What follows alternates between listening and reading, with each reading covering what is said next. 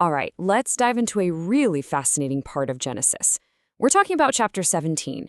It's a story about a man who's 99 years old and gets a promise that sounds, well, completely impossible.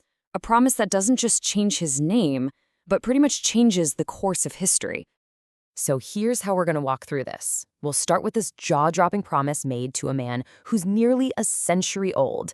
Then we'll see how it leads to a total transformation for him and his entire household. And the wild part, it all goes down in a single day. Okay, so let's set the scene. Our main character is a man named Abram. And the first thing you need to know is that he's at an age where most people's stories are pretty much wrapping up. But his is about to get a crazy, unbelievable reboot. He is 99 years old. I mean, really let that sink in for a second. 99. And it's at this age that he gets a message from God that it's going to completely upend his future and the future of countless people after him. So this is how it starts, with the introduction of a divine covenant, which is basically a super serious, binding agreement. And the promise attached to it is huge, and frankly, sounds impossible given his age. Descendants, so numerous you couldn't even count them. Now, this covenant isn't just some casual promise. It's more like a complete and total rebranding. It's a fundamental shift in identity, and it all starts with new names for both Abram and his wife, Sarai. First up, Abram's name gets changed.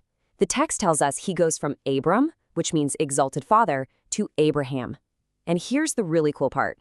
The new name sounds a lot like the Hebrew phrase for father of many. So the promise is literally baked right into his new name.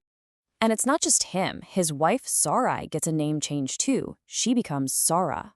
Now, you might notice both names mean princess, but this isn't just a small tweak. It's meant to signal her new, elevated role in this whole legacy. She's not just a princess anymore. She's going to be the matriarch of future nations. So what's really crucial to get here is that this new identity comes with a very specific list of promises.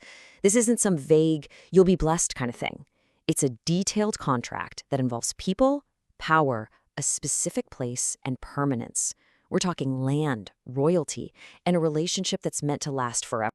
You know how any big contract has terms and conditions, right? The fine print?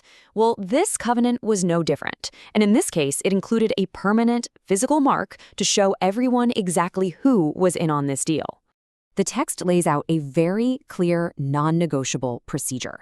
And when it says every male, it means every single one. We're talking his immediate family, all the servants in his household, everyone. They all have to be circumcised as the outward sign of this agreement. And this just drives home how serious the whole thing was. There was absolutely no middle ground. If you didn't have this physical mark, you were completely cut off from the community and all the promises that came with it. Okay, this next part is where the story gets so incredibly human. It captures this moment of just raw, honest disbelief when faced with a promise that seems, well, unbelievable.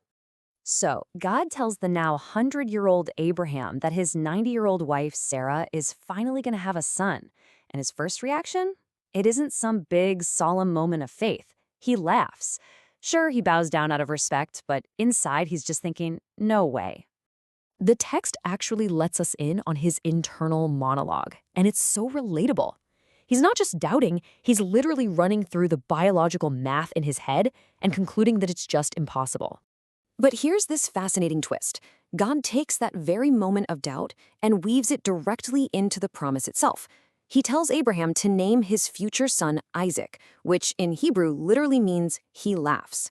It's like a permanent reminder of this moment where human disbelief was met with a divine promise. Abraham, who's still trying to process all this, even asks, hey, what about my son Ishmael? And the text makes a very clear distinction here. Ishmael will be incredibly blessed, don't get me wrong. He'll be the father of princes and a great nation. But that specific, everlasting covenant, the one tied to the land and that unique relationship, that's going to pass through Isaac, the son who hasn't even been born yet. So after all of this back and forth, these incredible promises, the name changes, the commands, this story just pivots hard. It shifts from talk to immediate, decisive action. The story really emphasizes how quickly Abraham obeys. It doesn't say a week later or when he got around to it. It keeps repeating the phrase on that very day. So despite his initial laughter, his disbelief, He went and fulfilled the command completely and without a moment's hesitation. And with that one act, the deal was sealed, inked, you could say. It physically marked the covenant for Abraham at 99 years old and for his son Ishmael at 13. This was the point of no return, a visible commitment from the entire household to this brand new agreement. So when you pull it all together, Genesis 17 is this incredible story of a total makeover, of names, of bodies, and of destiny. We see Abraham's very human doubt, his laughter, followed by this immediate, absolute obedience. Which leaves us with something to think about. What does this story tell us about the connection between what we believe in our heads and the identity we actually build with our actions?